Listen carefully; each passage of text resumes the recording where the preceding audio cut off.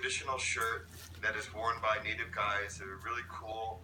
They have these ribbons on them that hang down from you, and it's a very traditional Chickasaw specific shirt. The other thing is the beadwork. If you can see on my name badge here, one of my Chickasaw friends did that beading. And then I also, on my watch, I have the beading as well. And today I'm wearing my feather bracelet. So a lot of the jewelry I still wear. There's a lot of the food out here that is very important to our culture. There's something called fry bread, which I should send your teacher the recipe. Maybe she'll make something for you. It's really, really good.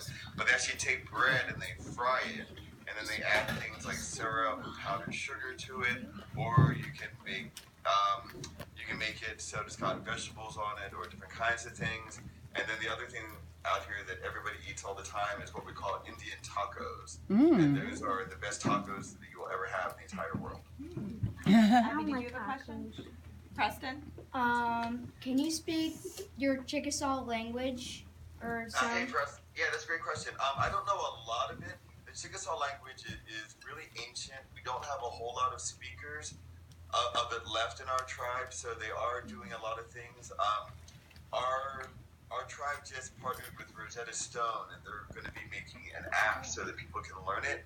So I know a couple of things. The first one I'll teach you is a word called chukbug. You guys say chukbug? Chukbug.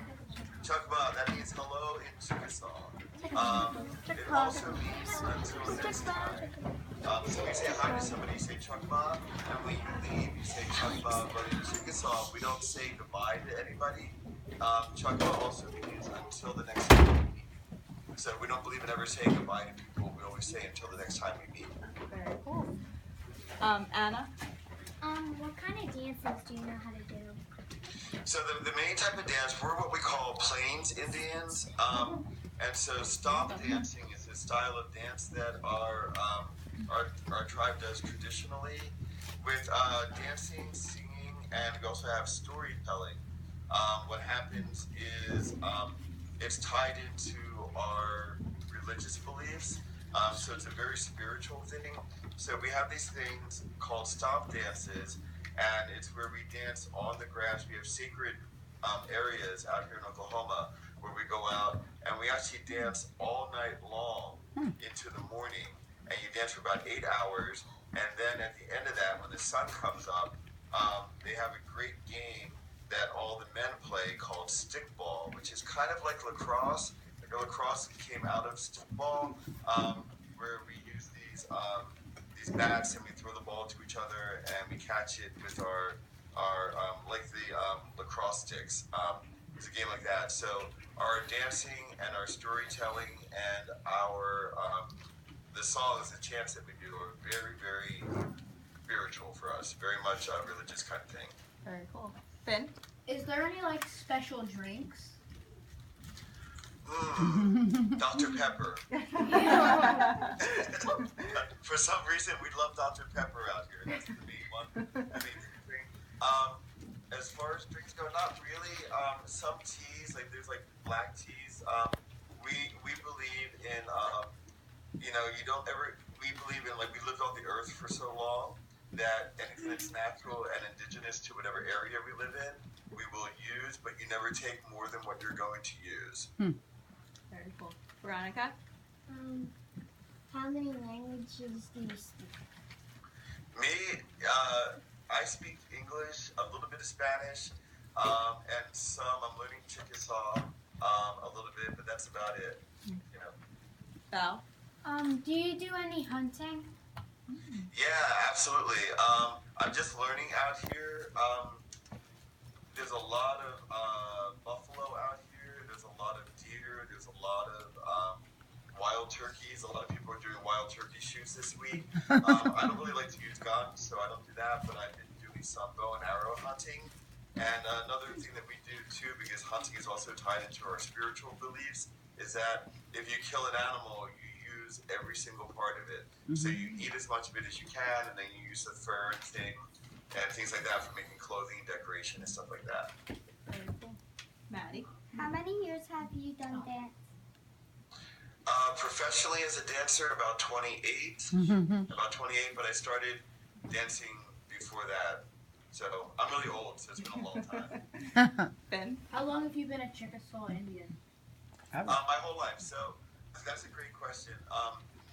Being Chickasaw is like, raise your hand if you're Irish. Uh-oh, Finnegan McGovern. Yeah. Kinda. Or Italian. I'm like in the middle. I'm still Yeah. I Or don't. German or English, right? Kinda. So it's the same kind of thing. When you're born, it's part of your genetic makeup, and so they go by something that they call blood quantum, and quantum is how much Chickasaw you are. So for me, I'm actually much more Chickasaw than is recognized, but my Indian card says I'm a quarter Chickasaw, even though I'm actually more than that. Very cool. Nora? Do you how do you feel about like how some people stereotype Indians and Native Americans? It's really interesting to me. The biggest problems that we have right now are with some sports teams, like the Redskins in Washington. Redskin is actually a very offensive term to Native Americans. It's almost like using the N-word to describe African Americans. So that we find really offensive.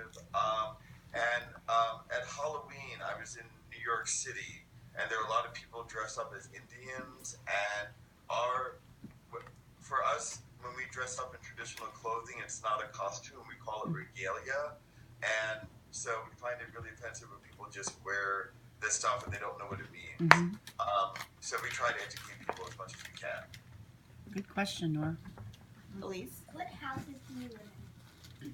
So we're Plains Indians, and so we didn't live in teepees. We actually, because we weren't nomadic, we didn't travel around. We stayed in one place, and so the houses that we lived in were more like huts, and they were permanent.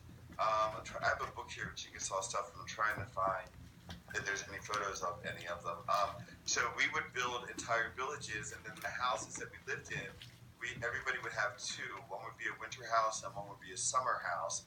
And the winter, they were circular, and they're made out of clay and mud, and then they have like grass ceilings on them. And that's what we lived in. Yeah. But now I live in a fancy apartment. Other questions? Veronica? Did you ever get hurt doing stuff like Chickasaw stuff? With dancing? Ever get hurt dancing, doing Chickasaw stuff, or just dancing in general? No, just like doing anything Chickasaw related. No, not really. Not really. Hunting can be a little bit tricky, but if you know what you're doing and you follow the directions that people give you, then you're generally going to be in good condition. But so far, so good. Knock wood. Preston? Did your tribe have like a nickname or like a name Aside from the Chickasaw? besides like Chickasaw? Yeah, actually, so we're known as the Chickasaws, but in Chickasaw it would be Chikashapoya, which means we are Chickasaw. In the Chickasaw language, it's such an ancient language that when you use it, phrases tend to be longer than when you say things in English. So Chikashapoya would be the word that would say like I am Chickasaw. Spencer? Where did the Chickasaw children learn? Like, was there like a school built or a certain house? So actually what's interesting is within Chickasaw culture, everything was run by the women. The mother is actually the head of the household and in charge of everything. So it's always been very important. Education is a major thing within the Chickasaw Nation today even. And so the kids were taught in the villages by the women, and the women ran everything. And so the girls learned as much about education, all that sort of thing, as the boys did. How do you make sure that the Chickasaw culture continues in the children where you are? I know in many cultures where we are, we lose those traditions and cultures and things like that. Yeah, absolutely. It's sort of like walking a tightrope because, we live in this modern society and we, are trying to keep keep our language alive and a lot of these cultures alive. So within the Chickasaw Nation and with Native Americans in general, older people, we call them elders, and we hold them in very high regard. So oftentimes where I work, we have a lot of elders that come in and teach classes about speaking Chickasaw and Chickasaw culture and that sort of thing. We also have a massive cultural center that actually it's like a museum, but then they also recreated an actual Chickasaw village that you can go and visit. And, It's a shame we can't come on a field trip.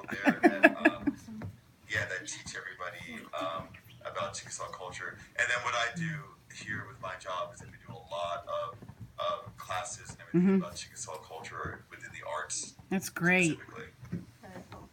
Val? Who hunted, the men or the women or both? The men did the hunting, and the women were actually left in the village, because the hunting you would have to do outside the village, and the villages that we had were surrounded by a huge fence, so that nobody could invade, whether another tribe or the white settlers when they came over here. So the men would have to go out, and they would go out for days at a time and do all the hunting and come back, and then the women would cook all the food. Do you have any enemy tribes? Like, Not currently. There were some way back in the day, but now there's something called the 5 civilized tribes, and that is the Chickasaw, the Choctaw, the Seminole, the Cherokee, and I always forget the 5th one. And we all work together nowadays, preserving all of our cultures. But back in the day, the Chickasaws were always considered great warriors. When DeSoto, did you hear about DeSoto yet? Not yet. Oh, okay. Who's got him? Maddie? Who's got Hernando DeSoto? Abby. Here, listen up. This is your guy. Not a great guy, though.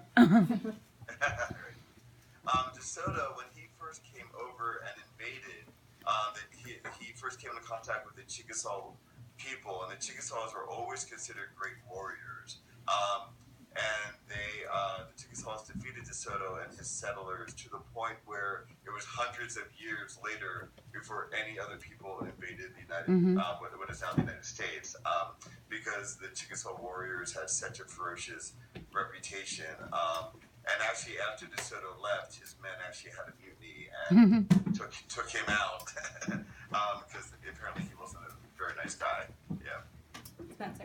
Do you have like a story of how Earth was created, like some instead of like the Big Bang Theory, or? That's a great idea. Yeah, that's a great question. We actually, so the Chickasaw story of creation is in 2 parts.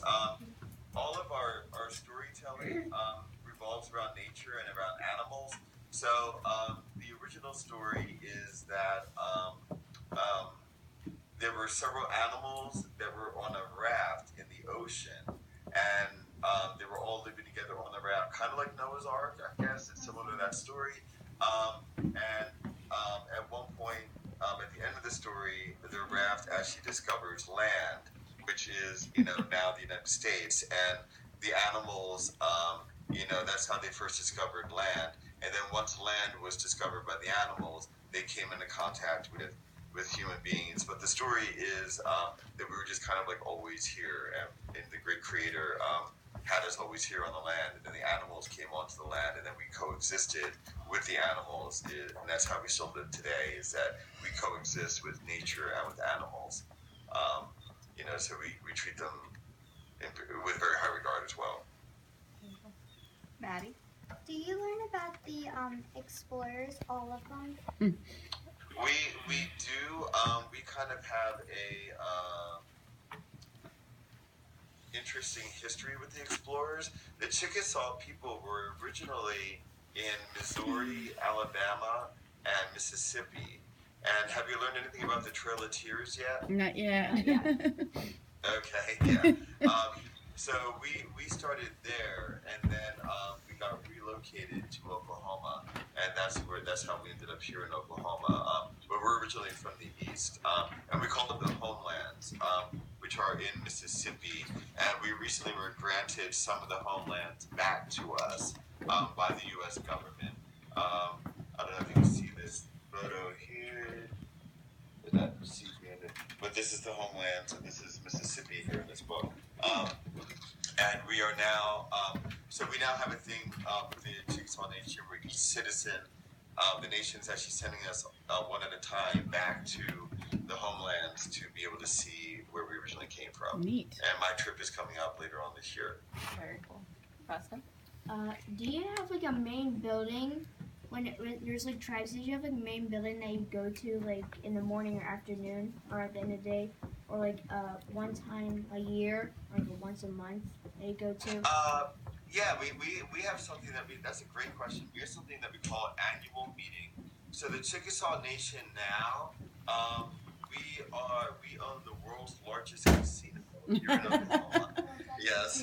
Casino. And because of that, we're a very wealthy tribal nation. So we don't have a reservation or anything. We're a tribal nation, which means we govern ourselves. We have our own court system. We have our own police. We have our own fire department here in Ada.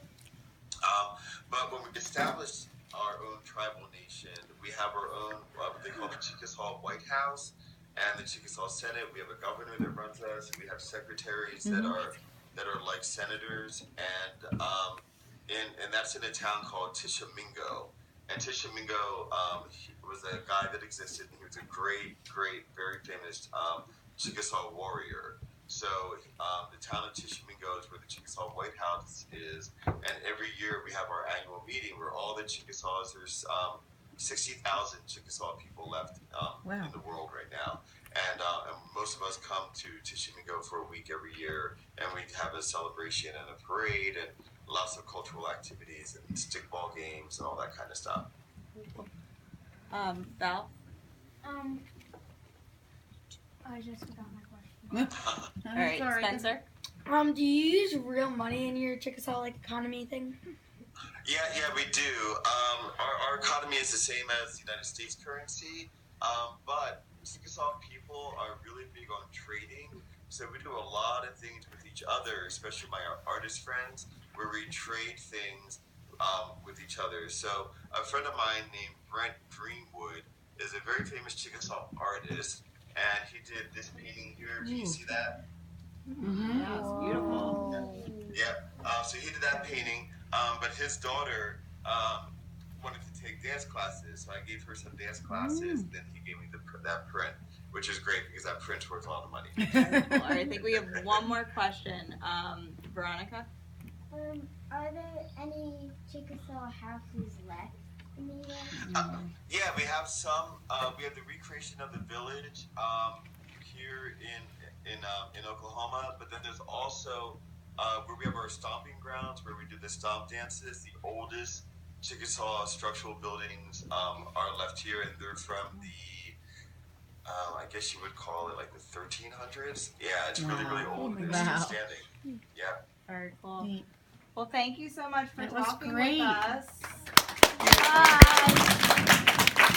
We appreciate it very much. Have a very happy Thanksgiving. Yeah, thanks you guys too, and talk about until next time. Thank you. Bye. Thank you. So that house has been standing. Yeah.